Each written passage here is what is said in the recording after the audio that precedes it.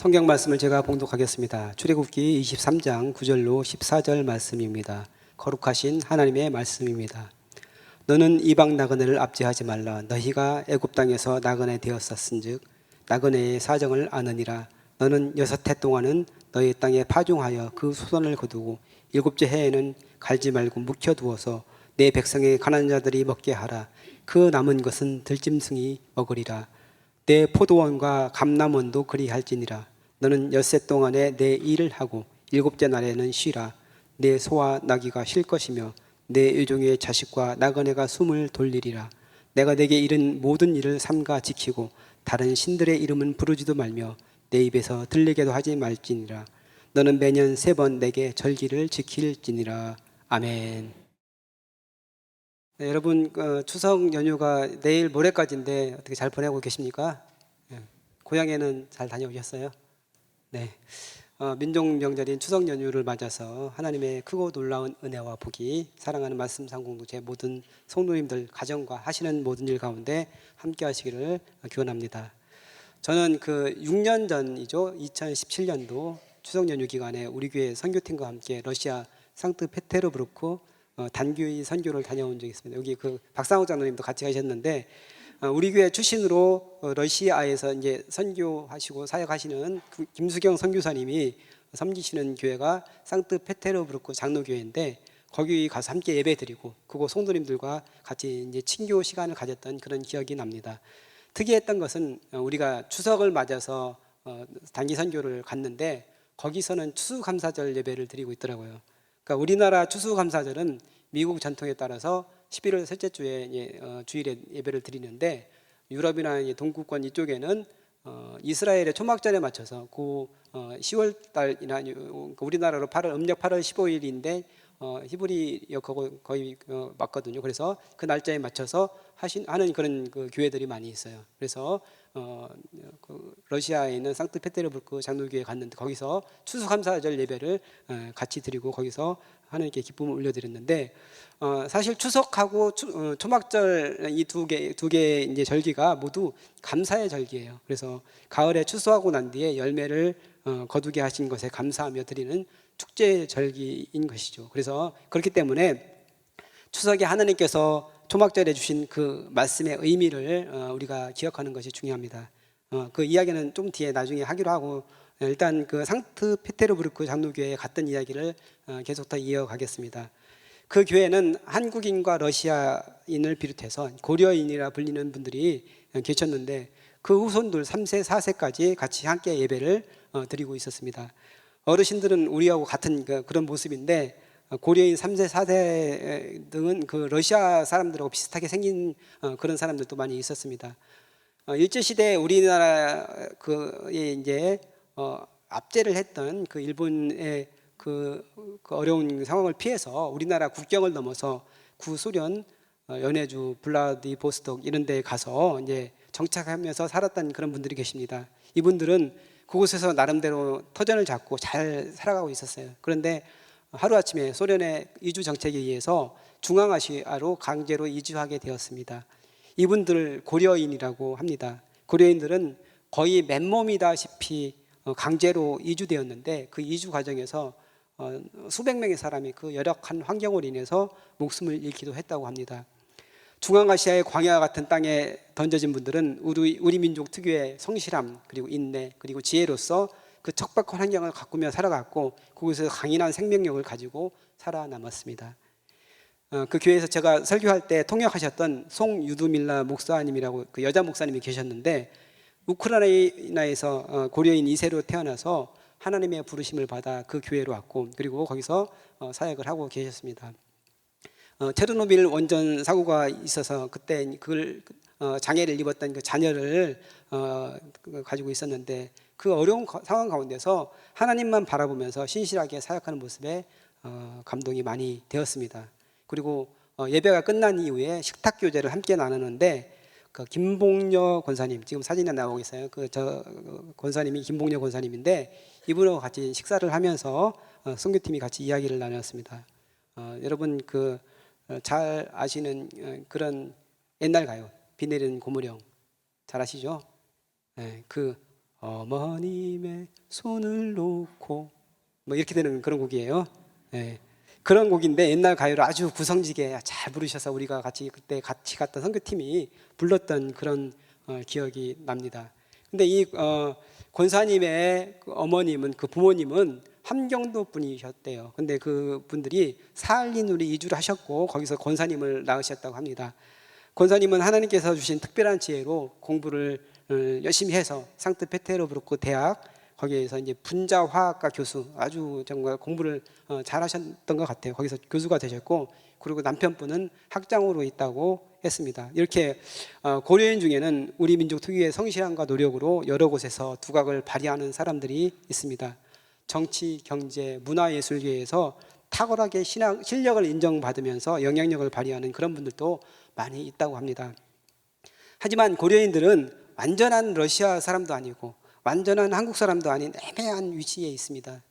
1세대 고려인들은 러시아에서 나그네로 살아가면서 온갖 천시와 차별을 견뎌야 했습니다. 말할 수 없는 아픔과 어려움 가운데 고국을 그리워하다가 언젠가는 내가 다시 고국에 가겠다 이렇게 생각을 하고 있었는데 그게 안 됐죠. 잘. 그래서 돌아오지 못하고 멀리 이국 땅에서 세상을 떠난 분들이 대부분이십니다. 이제 그 후손들인데 후손들은 우리말을 잘 못하는 사람들이 많이 있대요. 그리고 또 그 청년들 중에서는 완전히 이제 귀화를 해서 러시아 사람으로 살아가는 그런 사람들도 있다고 합니다. 이렇게 타국 땅에서 나그네로 살아가는 것은 온갖 서름과 멸시를 견뎌야 하고 주변인으로 그 중심부에 들어가지 못하는 그런 한계를 갖고 살아갑니다. 그렇기 때문에 이런 사람들은 사회적인 약자이고 배려를 받아야 되는 그런 사람들입니다. 오늘 말씀에서 하나님께서는 이스라엘 백성에게 이방 나그네를 압제하지 말라고 하십니다. 왜냐하면 그들도 애굽에서 나그네로 살았기 때문입니다. 실제로 그들은 애굽에서 나그네로 살면서 온갖 고난과 박해를 당했습니다. 그 옛날 요셉이 총리로 있을 때만 해도 나름대로 인정받는 사람들이었는데 요셉이 죽고서 요셉을 모르는 왕이 나타나자 그들은 사회 최하층으로 전락했습니다. 그래서 노예로서 벽돌을 구우며 살아갔고 노동 착취를 당하는 그런 사람들이었습니다. 무자비한 애국 사람들의 채찍 아래서 고통당하며 살았습니다. 애굽의 지배자들은 그들이 번성하여 수가 불어나자 혹시 밀란이라도 일으키면 어떡하지 그런 생각에 사회 위협 세력이 될까 봐 아들을 낳으면 나일강에 던져버리라 이렇게 명령까지도 했습니다. 그래서 민족의 정체성 그다음에 존폐까지 흔들리면서 애굽의 압제 아래에서 살아가던 이스라엘은 이방 나그네로 사는 것이 얼마나 힘들고 고통스럽고 서러운 것인지를 뼈저리게 알고 있었던 것입니다. 더군다나 지금 이 하나님께서 이 말씀을 하시는 이 시기는 그 타임은 애굽에서 종살이에서 떠난 지 얼마 되지 않은 벗어난 지 얼마 되지 않은 그런 시기였기 때문에 그 말의 의미를 깊이 실감하고 있었습니다. 하나님께서는 너희가 이방 나그네로 살아봤으니 그 고통과 어려움, 서름과 압제로 인한 괴로움을 잘 알고 있을 것 아니냐 이렇게 말씀하고 계십니다. 그렇기 때문에 나그네로 그들과 함께 살아가는 이방 나그네들에게 긍휼의 마음을 가지고 압제하지 말고 사랑을 실천하라고 말씀하고 계십니다. 이 말씀은 오늘날에도 그대로 적용이 되는 말씀인데 그러면 누가 이방 나그네일까요? 우리에게 있어서 이방 나그네는 누구입니까? 바로 외국인 노동자들입니다. 얼마 전 그 뉴스에서 제가 봤는데 외국인 숙련 기능 인력 비자 E74 비자라고 한다고 하는데 그거를 확대한다는 내용을 본 적이 있습니다. 현재 연간 2,000명이던 그 숙련 기능 인력 비자를 35,000명으로 17배나 늘린다는 그런 내용이었습니다. E9이라고 불리는 그런 단순 노무 비자를 가지고 들어온 외국 그 노동자들은 E74 비자를 받지 못하면은 10년 후에는 우리나라를 떠나거나 아니면 불법 체류자 신분으로 그 상태가 바뀌게 됩니다. 여러분 아시겠지만 몽골 로고스 라이프 교회 김설아 선교사님도 우리나라에 외국인 노동자로 들어와서 일하다가 이 비자를 받지 못하고 불법 체류자로 일했던 그런 분입니다. 그래서 그렇게 일하다가 그것이 적발되어서 10년 전에 출입국 사무소에서 추방을 명령해서 추방하게 되었죠. 그래서 그때 우리 교회에서 집사 직분을 맡고서 정말 성실하게 신앙생활을 잘하고 있었는데 갑자기 그런 일을 당하게 돼서 담임 목사님을 비롯해서 관계된 분들이 정말 백방으로 노력해서 어떻게든지 추방되지 않게 하려고 노력을 했는데 그게 쉽지 않다고 해요. 한번 딱 추방 명령이 떨어지면은 떠날 수밖에 없다고 합니다. 그래서 이제 추방이 됐는데 하지만 그것이 오히려 전화위복이 되어서 하나님을 깊이 만나는 계기가 됐고 이후에 신학을 공부해서 선교사로서 헌신하는 그런 선교사님이 됐습니다. 지금 몽골 울란바토르에 있는 그 신학교에서 강의도 하고 그리고 우리 교회 글로벌 사랑 나눔을 통해서 심장병 수술 받은 아이들이 많이 있는데 그 가정들이 너무나 고마워서 정말 우리가 하나님을 믿겠습니다. 같이 신앙생활을 하기 원합니다. 이렇게 하는 분들이 많이 있어요. 근데 그분들과 함께 몽골 로고스 라이프 교회를 세워서 거기서 사역을 열심히 하고 있습니다. 현재 우리나라 경제 구조에서 외국인 노동력에 의존하는 부분이 엄청나게 많다고 합니다. 현재 3D 업종이라고 하는 일들을 거의 대부분을 외국인 노동자들이 하고 있습니다. 외국인 노동자가 없으면 우리나라 경제가 돌아가지 않을 정도라고 합니다. 그래서 이번에 E7-4 비자 그 확대 조치도 아마 이제 그런 이유에서 진행이 된 것 같습니다. 그런데 그들에 대한 사회 인식이나 처우 등은 여전히 좋지가 않습니다. 우리 교회에서 공장을 운영하시는 분 중에서 외국인 노동자들에게 정말 너무나 잘해주시고 그리고 또 그들 전도해서 우리 교회에서 신앙생활을 할 수 있도록 이렇게 하신 분들이 계신데 너무나 감사한 일입니다. 또 그리고 우리 교회가 운영하고 있는 다니엘 학교도 그런 의미에서 매우 잘하고 있는 것이라고 할 수 있습니다. 중요한 것은 우리나라도 바로 얼마 전까지만 해도 이렇게 외국에 노동력을 파는 그런 미국, 독일, 호주 뭐 이런 데 나가가지고 어떻게든지 거기서 뭐 비자 받고 일하고 싶고 이렇게 했던 불과 얼마 전까지만 해도 그런 나라였다는 거예요. 근데 이제 우리 입장이 바뀌었지만 우리가 하나님께서 외국인 나그네를 압제하지 말고 은혜를 베풀라고 하시는 말씀을 기억하면서 그들이 어려움을 당하지 않도록 최대한 배려하고 사랑해야 합니다. 그리고 그 뒤에 이어서 보면은 10절 이하에 보면 안식년에 대해서 그리고 12절부터는 안식일에 대해서 말씀하고 있습니다. 저는 어릴 때부터 신앙생활을 했기 때문에 10계명에 대해서 많이 들었습니다. 그래서 10계명은 크게 둘로 나뉘는데 1계명부터 4계명까지는 하나님에 대한 계명, 그리고 5제부터 10제까지는 사람에 대한 계명이라고 이렇게 배웠어요. 근데 제가 청년 시절 다녔던 그 교회에서 말씀을 배우는데 4계명부터가 사람에 대한 계명이라는 거예요. 왜 그렇지? 분명히 안식일에 대한 계명이 4계명인데 안식일은 하나님을 예배하고 하나님만 생각하라는 그런 날이기 때문에 하나님에 대한 계명이라고 생각했는데 다른 시각으로 볼 수도 있다는 것이에요. 그러고 보니까 예수님께서도 안식일이 사람을 위해서 있는 것이지 사람이 안식일을 위해 있는 것이 아니다 이렇게 했던 말씀이 생각이 났습니다. 구약 성경에서 안식일에 대한 계명은 두 곳에 기록되어 있는데 출애굽기 20장 8절 11절에서는 창조주 하나님을 기억하고 안식하라고 말씀하시고 신명기 5장 12절에서 15절에서는 애굽에서 구원하신 하나님께 감사하며 안식일을 지키라고 하셨습니다. 그러니까 하나님께서는 우리를 지으시고 창조하신 그 하나님이신데 또 우리를 죄악에서 구원하신 하나님이시기도 하다는 거죠. 그래서 그 하나님을 기억하면서 안식일을 지키라고 말씀하십니다. 근데 여기서 중요한 것은 그 안식일 때 쉬라고 하신 그 대상의 범위입니다. 신명기 5장 14절 말씀입니다. 7째 날은 내 하나님 여호와의 안식일인즉 너나 내 아들이나 내 딸이나 내 남종이나 내 여종이나 내 소나 내 낙이나 내 모든 가축이나 내 문 안에 유하는 객이라도 아무 일도 하지 못하게 하고 내 남종이나 내 여종에게 너같이 안식하게 할지니라. 아멘. 모든 사람이 안식을 해야 한다고 하고 있습니다.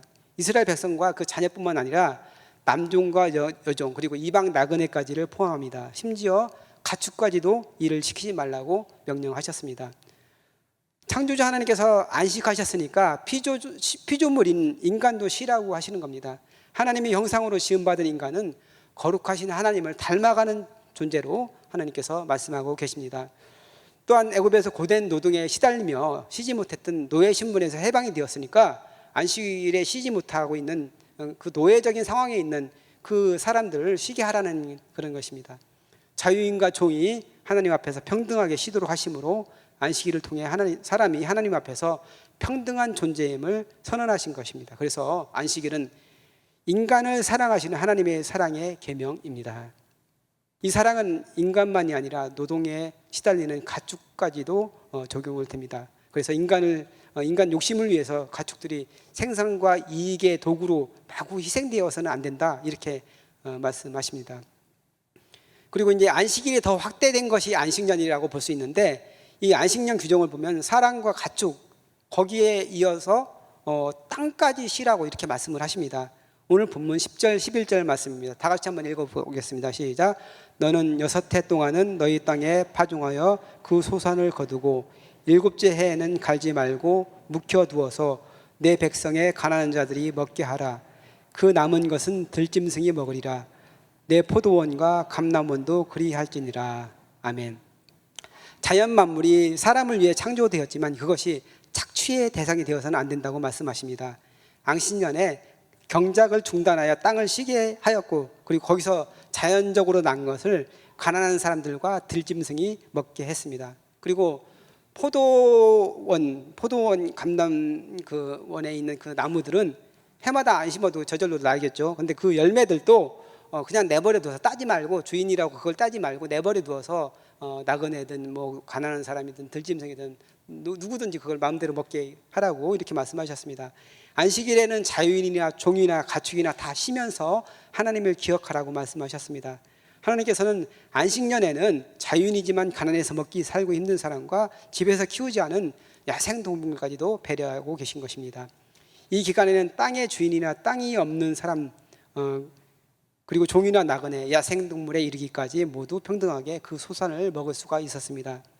안식년에 관한 규정이 신명기 15장 1절 2절 말씀에 다시 나오는데, 거기에는 빚진 사람의 탕감에 대한 내용이 나옵니다. 매 7년 끝에는 면제하라. 면제의 규례는 이러하니라. 그의 이웃에게 꾸어준 모든 채주는 그것을 면제하고 그의 이웃에게나 그 형제에게 독촉하지 말지니 이는 여호와를 위하여 면제를 선포하였습니다. 하나님께서는 빚을 정기적으로 면제하도록 하셨습니다. 그 이유는 그 빚이 불어나서 결국 갚지 못할 지경이 되어 다른 사람의 노예가 되는 상황을 막기 위해서였습니다.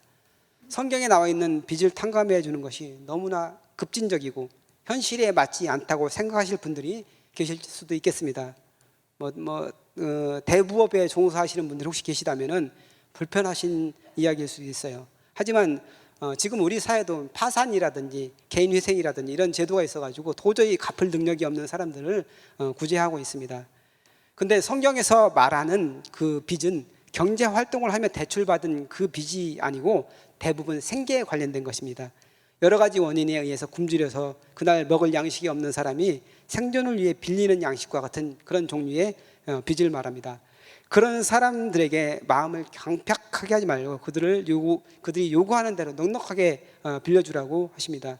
그리고 안식년에 가까웠다고 형제가 궁핍하여 굶주리는 것을 보고도 아무것도 안 주면 하나님께서 그것에 대한 죄를 물을 것이라고 말씀하셨습니다. 가난한 자들이 하나님께 그것으로 인해서 부르짖으면 그것을 기억하시겠다고 하나님께서는 말씀하셨습니다. 그리고 이렇게 안식년 제도를 주셨음에도 불구하고 때로는 그 빚이 점점 불어나가지고 종이 되어서 팔린 사람들이 있었어요. 근데 이런 사람들을 위해서 하나님께서는 은혜를 베풀어 주셔서 희년이라는 제도를 만들어 주셨습니다. 레위기 25장 10절 그리고 13절 말씀입니다. 같이 읽겠습니다. 시작. 너희는 50년째 해를 거룩하게 하여 그 땅에 있는 모든 주민을 위하여 자유를 공포하라. 이 해는 너희에게 희년이니 너희는 각각 자기의 소유지로 돌아가며 각각 자기의 가족에게로 돌아갈지며 이 희년에는 너희가 각기 자기의 소유지로 돌아갈지라. 아멘. 희년이 되면 모든 종들이 해방되었습니다. 그뿐 아니라 땅을 잃었던 사람들도 각자 자기 자신들이 조상으로부터 이어받았던 상속받았던 그 땅으로 돌아가게 됩니다. 하나님께서는 이스라엘 백성들에게 기본적으로 땅을 매매하지 못하도록 하셨고 모든 지파가 자신이 기업으로 받은 땅을 후손들에게 물려주어서 모든 사람들이 평등하게 살아가는 그런 세상이 되기를 원하셨습니다. 그런데 시간이 지나가면서 그게 잘 지켜지지 않고 땅을 잃어버리는 사람들이 생겼습니다. 그런데 그랬더라도 희년이 되면은 값없이 원래 자기 소유의 땅으로 돌아가도록 하신 것입니다. 희년은 원래대로 회복되게 하시고 그리고 리셋되게 하시는 하나님의 은혜입니다. 출애굽기에 나온 안식법에 대해 이야기하다가 이 희년까지 이야기를 했는데 이 안식일, 안식년 그리고 희년이 지금 우리에게 어떤 의미가 있을까요? 예수님께서 공적인 사역을 시작하시면서 제1성으로 선포하신 말씀이 바로 이 희년에 대한 말씀입니다. 누가복음 4장 16절부터 19절 말씀입니다. 다 같이 한 목소리 읽겠습니다. 예수께서 그 자라나신 곳 나사렛에 이르사 안식일에 늘 하시던 대로 회당에 들어가사 성경을 읽으려고 서심해 선지자 이사야의 글을 들이거늘 책을 펴서 이렇게 기록된 데를 찾으시니 곧 주의 성령이 내게 임하셨으니 이는 가난한 자에게 복음을 전하게 하시려고 내게 기름을 부으시고 나를 보내사 포로된 자에게 자유를 눈먼 자에게 다시 보게 함을 전파하며 눌린 자를 자유롭게 하고 주의 은혜의 해를 전파하게 하려 하심이라 하였더라. 아멘. 예수님께서 이 땅에 오신 목적을 나사렛 회당의 설교에서 말씀하시는데 바로 희년을 선포하기 위해서 오셨다는 것입니다. 지금 우리가 사는 이 세상은 피라미드 체제로 대표되는 그런 계급 사회라고 볼 수 있습니다. 민주화가 돼서 모든 사람이 선거의 자유를 가지고 정치하는 사람들 뽑기 때문에 모두가 같은 권리를 가지고 있는 공평한 세상 같지만 여러분 잘 알다시피 이 세상은 공평한 세상이 아니고 현실 세계는 절대로 그렇지 않습니다. 돈 많고 권력 있는 소수의 사람들이 기득권을 가지고 자기들 하고 싶은 대로 마음껏 하면서 가난하고 비천하고 없는 사람들을 무시하고 억눌리는 게 지금 현재 우리가 살아가는 그런 세상입니다. 그리고 그들은 가지고 있는 그 부와 권력을 통해서 교육 시스템을 통해서 세습하는 그런 세상입니다. 많은 사람들이 또 경쟁을 통해서 거기에 들어가려고 이렇게 발버둥 치면서 그렇게 살아가는 그런 세상입니다. 하지만 예수님께서는 이 세상에서 다르게 살아가라고 말씀하고 계십니다. 그리스도인으로서 하나님을 신뢰하며 세상 사람들과 다른 가치관을 가지고 살아가라고 하십니다. 모든 사람들이 더불어 잘 사는 세상을 이루며 살라고 말씀하시는 것입니다. 하나님께서 주시는 안식법을 지키기 위해서는 대단한 결단과 헌신이 필요합니다. 손해볼 것을 감수하면서 그것을 지켜야 한다는 말입니다. 믿음이 없으면 이것을 감당하기 어렵습니다. 하지만 하나님께서는 우리에게 놀라운 약속을 하고 계십니다. 하나님을 믿고 신뢰하면 반드시 지켜주시고 은혜를 베풀어 주시겠다고 말씀하십니다. 이스라엘 백성이 광야에서 생활할 때 하나님께서 만나를 내려주셨습니다. 그래서 매일매일 그 만나를 통해서 그들이 그걸 가지고 양식을 지어 먹었는데 그 매일 거두는 게 귀찮아가지고 이틀치를 한꺼번에 거둬가지고 있으면은 하루가 지나고 나면은 벌레가 생기고 냄새가 나서 그걸 먹을 수가 없었습니다. 근데 안식일에는 그 전날 이틀치의 만나를 거두어 가지고 있어도 상하거나 벌레가 생기지 않았습니다. 사람들 중에는 일부는 하나님의 그 말씀을 믿지 못하고 그 안식일에도 거두러 나간 사람들이 또 있었는데 그들은 거두지 못했을 뿐 아니라 모세에게 크게 호통을 들었습니다. 이렇게 안식일에 하나님께서는 그 하나님을 믿고 의지하면서 안식일을 지키는 사람을 위해서 배려를 하십니다. 또 안식년을 또 믿음으로 지키는 사람들에게도 동일하게 하나님께서는 양식을 공급해 주실 것을 약속하셨습니다. 레위기 25장 21절 말씀입니다. 내가 명령하여 여섯째 해에 내 복을 너희에게 주어 그 소출이 3년 동안 쓰기에 족하게 하리라. 아멘. 몇 년 동안이요? 3년 동안입니다. 그러니까 안식년 전해에 그 여섯 번째 해에 3년에 쓰기에 부족함이 없을 정도로 하나님께서 부어주시겠다고 말씀하십니다. 안식년에만 쓸 수 있도록 하는 것이 아니고 그 다음에 그리고 그 다음 해까지 쓸 수 있도록 주시겠다고 하시는 것입니다. 하나님의 말씀을 굳게 신뢰하고 순종하는 사람에게 반드시 하나님께서 크신 은총으로 베풀어 주시는데 차고 넘치도록 부어주신다고 약속하고 계신 것입니다. 제가 설교 서두에서 이제 추석과 초막절에 대해서 간략히 말씀드렸는데 올해 이스라엘의 초막절은 우리나라 추석과 똑같은 9월 28일 저녁부터 시작되어서 일주일 동안 계속됩니다. 추석과 초막절의 관계에 대해서 연구하는 분들도 계신데 아무튼 이 두 절기에서 중요한 것은 농경사에서 한 해 농사를 마무리하고 거둬들인 그 곡식에 대해서 감사를 올려드리는 그런 절기라는 것입니다. 그렇기 때문에 초막절의 의미를 이 추석 연휴 기간에 같이 되새겨 보면 좋겠습니다. 신명기 16장 13절로 16절 말씀에 초막절에 대한 말씀이 기록되어 있습니다. 같이 한번 천천히 읽겠습니다.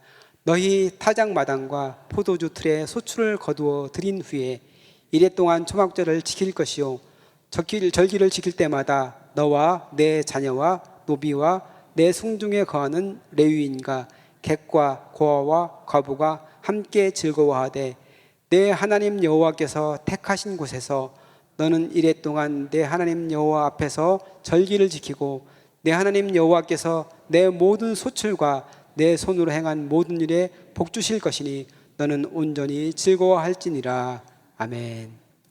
네, 이 말씀에서 중요한 두 가지 메시지가 있는데, 하나님께서 주시는 은혜에 감사하라는 것이고, 그리고 힘들고 어려운 사람들과 함께 즐거워하라는 것입니다.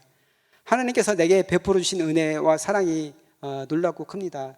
올 한 해 뒤돌아보면 힘들고 어려운 일도 많이 있었지만 그 상황 가운데 하나님께서 지켜주시고 먹고 살게 하셨습니다. 또한 여러 가지 예기치 못한 역경이 있었지만 그것을 헤쳐나갈 힘과 용기를 하나님께서 주셔서 지금까지 우리가 걸어올 수가 있었습니다. 비록 질병으로 힘들었던 적이 있었고 지금 또 질병 가운데 있는 그런 분들도 계시지만 그 가운데서도 하나님께서 함께 하시는 그 은혜를 경험하시고 또 사랑을 경험하는 그런 시간이 되는 줄 믿습니다. 이 모든 은혜에 대해서 감사하는 시간이 되라고 하시는 것입니다.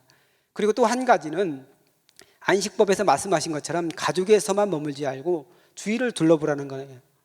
이스라엘에서 가장 취약계층으로 대표되는 사람들이 고아, 과부, 나그네입니다.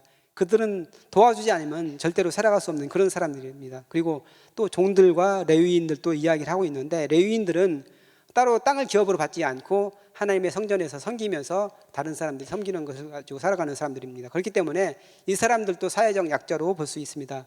하나님께서는 낮은 자의 하나님이십니다. 늘 그 시선이 낮은 곳으로 향해 계신 그런 분입니다. 그리고 하나님 향해 높아진 그 목은 꺾으시고 겸손하고 온유한 자에게 은혜를 베풀어 주시는 그런 분이십니다. 여기 있는 우리가 모두 바로 사회적 약자들이고 하나님의 은혜를 받아야 될 사람들입니다. 하지만 그럼에도 우리에게는 주위를 둘러볼 수 있는 그런 여력이 있습니다. 예수님의 사랑을 가지고 이 기쁘고 즐거운 한가위 명절 연휴에 주위를 돌아볼 수 있는 넉넉한 마음을 가지면 좋겠습니다. 하나님에 대한 굳건한 신뢰를 가지고 순종하는 사람에게 넘치도록 채워주신다는 그 말씀을 기억하시기 바랍니다. 그 풍성하고 넉넉한 하나님의 은혜를 경험하는 저와 여러분 되시기를 간절히 축복합니다.